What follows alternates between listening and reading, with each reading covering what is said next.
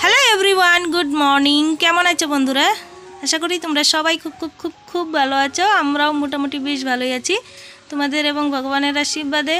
মনিকার simple লাইফস্টাইলে আমার আরও একটি নতুন দিনে নতুন ব্লগে তোমাদের সবাইকে অনেক অনেক স্বাগত আর অনেক অনেক অনেক ভালোবাসা জানিয়ে আজকের ব্লগটা এই যে বিছনা গোছাতে গোছাতেই শুরু করলাম। গড়িতে বাজে হচ্ছে তখন 8:30 আর দিনটা হচ্ছে বুধবার। তো এখন থেকে আজকের ব্লগটা শুরু করছি। এই তো দেখো বিছনাটা গুছিয়েই নিয়েছি, আগের বিছনা চাদরটা তুলে নিলাম আর ব্ল্যাঙ্কেটগুলো এক সাইডে রেখে দিয়েছি একটা চেয়ারে, আর একটা ধোয়া বিছনা চাদর এই যে পেতে দিচ্ছি। আই হোপ আজকের ব্লগটাও তোমাদের ভালো লাগবে। তো ফার্স্ট থেকে লাস্ট পর্যন্ত দেখার অনুরোধ রইল। যদি ভালো লাগে আজকের ব্লগটা একটা লাইক করে দিও আর কমেন্ট করে জানিও কেমন লাগলো।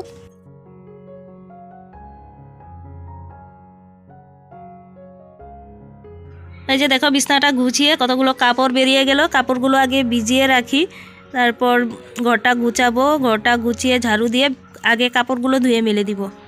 আর এদিকে দেখো গাছের কয়েকটা সুপারি পড়েছে আর লঙ্কা এনেছিল অনেক কয়েকটা, পাকা পাকা দেখে আমি বার করে নিলাম, এগুলো শুকাবো।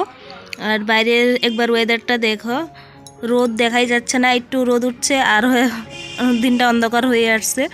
কালকের ধোয়া কিছু কাপড় শুকায়নি, তো এগুলো মেলে দিচ্ছি। আজকে যেগুলো ধুবো এগুলো মেলতে মেলতে এগুলো শুকিয়েই যাবে। তো চলো কাপড়গুলো আগে মেলে দিই, মেলে দিয়ে তারপরে ঘরটা গুছাবো। ঘরটা গুছিয়ে কাপড়গুলো আগে ধুবো। আর দিনের অবস্থা দেখলেই এই রোদ উঠছে, এই আবারও অন্ধকার হয়ে আসছে। শীতের দিন এরকমই থাকবে। অ্যাকচুয়ালি এই ধরনের কাজগুলো না আমরা রোজ করে থাকি, তো কাউকে নতুন করে কিছু শেখানোর নেই। আসলে আমার মনে হয় আমরা যে ব্লগগুলো দেখি একে অপরের থেকে দেখি, আমার মনে হয় যে একে অপরের কাজ থেকে মোটিভেট হই।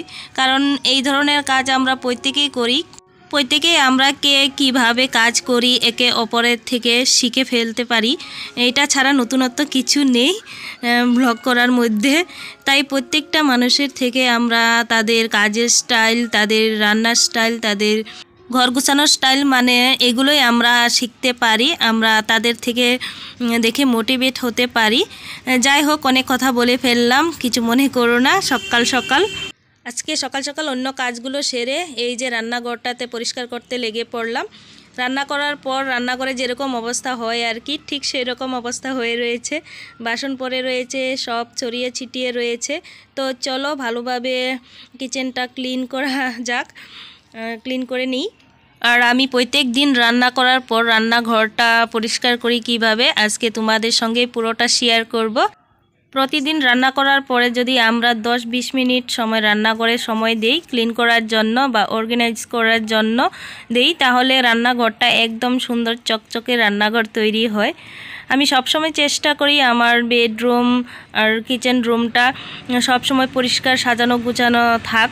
প্রত্যেক দিন যেভাবে আমার ঘরটা গুছাই তার মধ্যে আমার কিচেনটাকেও আমি পরিষ্কার করে গুছাই। এই যে গ্যাস ওভেনটা দেখতে পাচ্ছ, আমি এটা রোজ দিন ভিম জেলে হোক বা অন্য সাবান জল দিয়েই হোক, এখন কিন্তু আমার হাতে ভিম জেলও নেই আর অন্য সাবান জলও আর কি বলবো, দেখতেই পাচ্ছ একটা শ্যাম্পু ঢাললাম। এটাই ইদানিং ইউজ করছি আমি, ডেট ফেল হয়ে গেছে শ্যাম্পুটা, তো এটা তো আর চুলে ইউজ করতে পারবো না। তো একদিন আমি না গ্যাস ওভেনটাতে মুছবো বলে এটা নিয়েছিলাম, তো পরিষ্কার করেছি, দেখছি খুব ভালো পরিষ্কার হচ্ছে। তো ইদানিং আমি এটা দিয়েই পরিষ্কার করছি কতদিন ধরে। এটা শেষ হয়ে গেলে পরে আবার অন্য কিছু দিয়ে ভিম জেল থাক বা যেটাই থাক, যেটাই আনা থাক সেটা দিয়ে আমি রোজ দিন ক্লিন করি। আর অন্য বাসন ধোয়া জায়গা বলো বা কোটো মোটো হোক, সেগুলো মশলাদানি হোক, সেগুলো আমি এই জলের মধ্যে মিশিয়ে তারপরে মুছি। আমার ঘরটা তো টিনের, তোমরা দেখতেই পাচ্ছ। যে জায়গাতে দাঁড়িয়ে আমি রান্না করি গ্যাস ওভেনের উপরে একটা ছোট্ট খিড়কি আছে। রান্না করার সময় যে তেল ছিটকে যায় সেগুলো এই খিড়কি দিয়ে বেরোয় না, ঘরের ভিতরেই থেকে যায়। এই কৌটো মোটোতে পড়ে থাকে, জিনিসপত্রতে পড়ে, আর টিনের বেড়া সেগুলোতে লেগে থাকে। সেগুলো যদি রোজ দিন পরিষ্কার না করি একদম ভালো লাগে না। আর 2-1 দিন না করলে পরে দেখবে একবারে বেশি নোংরা হয়ে থাকে। বেশি নোংরা হয়ে গেলে পরে পরিষ্কার করতেও যেমন কষ্ট, দেখতেও খারাপ লাগে। তো আমি কি করি, সব সময় রান্না করার পরে রোজ দিন মুছে রাখি একবার একবার করে, একটু একটু করে। আর মাঝে মধ্যে সপ্তাহে হোক মাসে হোক একবার করে ডিপ ক্লিনটা করি। যে জায়গাগুলো যে জিনিসগুলো মোছা যায় সেগুলো রোজ দিন মুছি। রান্না করার সময় দেখবে সব কিছু কেমন এলোমেলো হয়ে যায়, সেগুলো গোছাতে একটু টাইম লাগে। 10-20 মিনিট টাইম তো রোজ দিতেই হয় রান্নাঘরটাতে রান্না করার পরে। গ্যাস ওভেনটা মোছা হয়ে গেছে, সাইডের টিনের বেড়াগুলো মুছে নিয়েছি। তারপরে দেখছি ফিল্টারের জল নেই, তো ফিল্টারের জল দিয়ে অনেক কয়েকটা বাসন জমে গেছিলো, বাসন কয়টা আগে বার করে রেখে দিলাম, পরে ধুবো। আর এদিকে দেখো রেকটাও একটু মুছে নিচ্ছি, বাসন ধোয়া বাসনগুলো একটু ভালো ভালো হয়ে গেছে, যেগুলো বেশি নোংরা হয়ে গেছে এগুলো একটু মুছে টুছে আবার জায়গা মতো রেখে দিব। আর মশলাদানির কোটা মোটোগুলো আমি মুছে জায়গা মতো রেখে দিয়েছি। এমন কিছু যে নোংরা হয়ে গেছে ব্যাপারটা কিন্তু একদমই তাই না, যেহেতু প্রত্যেক দিন আমি পরিষ্কার করি, তোমাদের সঙ্গে আজকে শেয়ার করব বলে। প্রত্যেক দিন তো আর তোমাদের সঙ্গে শেয়ার করতে পারি না। কালকে থেকেই আমি ভেবে রেখেছিলাম যে আমি আমার রান্নাঘরটা কিভাবে পরিষ্কার করি প্রত্যেক দিন তোমাদের সঙ্গে শেয়ার করব। রান্নাঘরটা যদি গুছানো না থাকে রান্নাঘরে কাজ করতেও কিন্তু ভীষণ অসুবিধা হয়। আমরা যারা গৃহিণীরা আছি আমরা বেশিরভাগ সময় কিন্তু রান্নাঘরেই কাটাই, সবসময়ই রান্নাঘরেই কাজ করি। তো রান্নাঘরটা যদি একটু পরিষ্কার পরিচ্ছন্ন না থাকে নিজেরও যেমন ভালো লাগে না, দেখতেও ভালো লাগে না। আর একজন লোক আসলেও ঘরে এসে দেখলো যদি রান্নাঘরটা পরিষ্কার নয়, অগোছালো আছে, নিজের যেখানে ভালো লাগে না অন্যের আর কি ভালো লাগবে, অন্যের থেকে আর কি আশা করব ভালো বলবে বলে। যাই হোক, এদিকে আমি বাসন টাসনগুলো মুছে পরিষ্কার করে জায়গা মতো রেখে দিয়েছি, রেকটা গুছিয়ে নিয়েছি। এদিকে এখন চলে এসেছি ফ্রিজটা একটু মুছবো, উপরের কাপড়টা একটু ঝেড়ে আবার উল্টা করে পেতে রাখলাম। 2-1 দিন আগেই ধুয়ে পেতেছিলাম, যেহেতু ধুলা ধুলা তো একটু উল্টা করে আবারও পেতে রাখলাম, পরে একদিন ধুয়ে দিব। আর মিক্সার মেশিনটাও আমি মুছে নিয়েছি উপরে উপরে। তো এখন ভিতরটা একটু মুছে, কয়েকটা সবজি আছে, বেশি কিছু নেই ফ্রিজে, যেহেতু ঠান্ডার দিন জল টল রাখা হয় না, সবজি কয়েকটাই আছে আর কিছু নেই। তো একটু ফ্রিজটাকে একটু ভালো করে মুছে রেখে দিই। ফ্রিজটাও 2-1 দিন পর পরই মুছি, রোজ দিন মোছা না হলেও 2-1 দিন পর পর মোছা হয়। তো চলো, আমার ফ্রিজটা মোছা হয়ে গেছে, বিছনাটাও একটু গুছাই। আর এদিকে দেখো চাউল কতগুলো এনেছিল, রেশনের চাউল। তো রেশনের চাউলগুলো এখন জারার টাইম নেই, এভাবে রেখে দিচ্ছি, পরে টাইম পাবো যখন একদিন ঢেলে সব কয়টা ঝেড়ে নেব।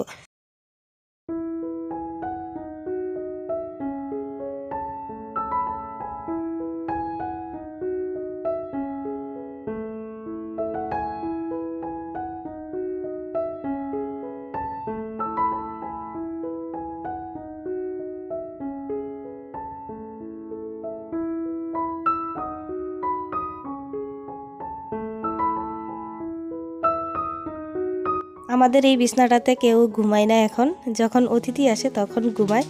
তার কারণে এই বেড কভারটা এখন আর চেঞ্জ করা হচ্ছে না, এইভাবেই পেতে রাখছি একটা। মাঝে মধ্যে কি বলছি, রোজ দিন একবার করে ঝাড়া দিয়ে একটু রাখি। যখন ঘুমায় কেউ তখন আমি বেড কভার আরেকটা পেতে দিই। এখন এইটাই আছে, আর এটাতে ধুলোবালো পড়লেও খুব সহজেই ঝাড়া দিলেই পড়ে যায়, তার জন্য এটা পেতে রেখেছি। যাই হোক, চলো এখন ঘরটা ঝাড়ু দিয়ে নিই, ঘরটা ঝাড়ু দিয়ে মুছে নিই।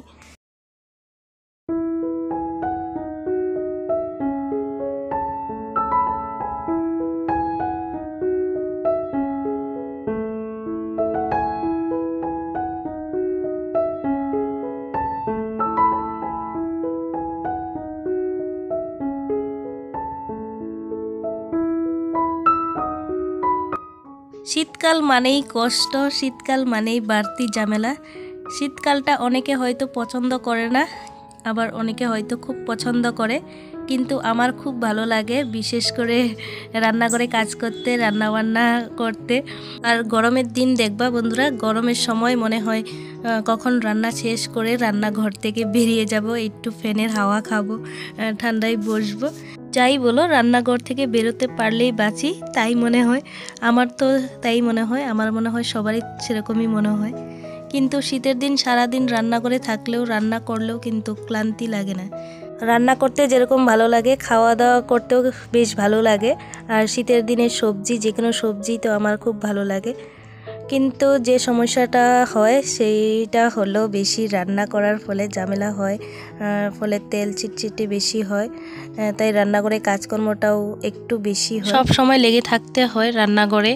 ঠান্ডার দিন যেহেতু গরম গরম খাবার করার জন্য বেলায় রান্না করতে হয়, তার জন্য একটু তেল চিটে ভাবটাও বেশি হয়, মোছামুছির কাজগুলো একটু বেশি করতে হয় রোজ দিনই। যাই হোক বন্ধুরা, রান্নাঘরটা আমার মোছামুছির কাজ কমপ্লিট করে নিলাম, ঘরটা ঝাড়ু দেওয়া হয়ে গেছে, এখন শুধু আছে মোছার।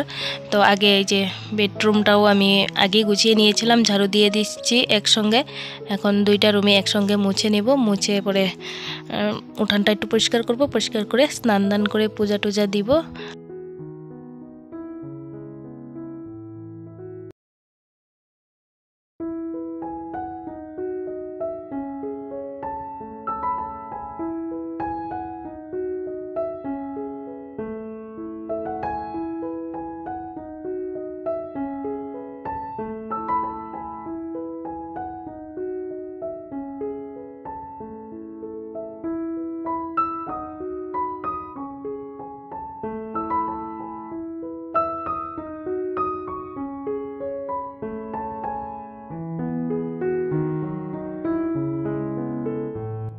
আমার রান্নাঘরে তেমন কিছু জিনিস নেই, যাই আছে তা দিয়ে আমি গুছিয়ে রাখি, পরিষ্কার করে রাখি। আমার একটা স্বপ্ন আছে মডেলার কিচেন তৈরি করার, এই জন্মে হবে কি না তাও জানি না। সবার তো সব স্বপ্ন ভগবানে পূরণ করে না। যাই হোক, যা নেই তা ভেবে আর লাভ নেই, যেটুকুনো আছে সেইটুকু দিয়েই আমি সন্তুষ্ট। আর আমার রান্নাঘরে হোক আর বড় ঘরেরই হোক, যেটুকু জিনিস আছে সেইটুকু দিয়েই আমি চেষ্টা করি সাজিয়ে গুছিয়ে রাখতে। রান্নাঘরে হোক বা থাকার ঘরেই হোক, গুছিয়ে রাখলে সব জিনিসগুলোই ভালো লাগে, সব দেখতেও ভালো লাগে।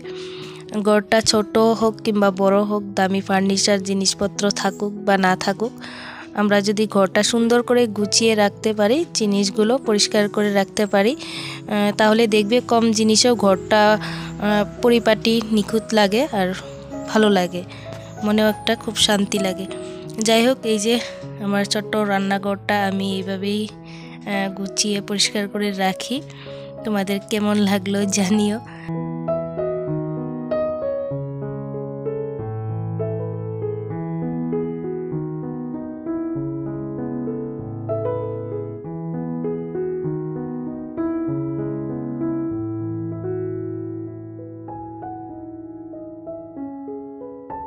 তো চলো বন্ধুরা, ব্লগটা আজকের মতো এখানেই শেষ করি। দেখা হবে আরও একটা নতুন দিনে নতুন ব্লগে তোমাদের সঙ্গে। আজকের ব্লগটা তোমাদের কেমন লাগলো জানিও, ভালো লাগলে একটা লাইক করে দিও। আর যারা নতুন বন্ধু হয়েছো, আমার চ্যানেলের ব্লগগুলো দেখে তোমাদের যদি ভালো লাগে, সাবস্ক্রাইব করে রেখো, পাশে থাকা বেল আইকনটি অন করে দিও। টাটা।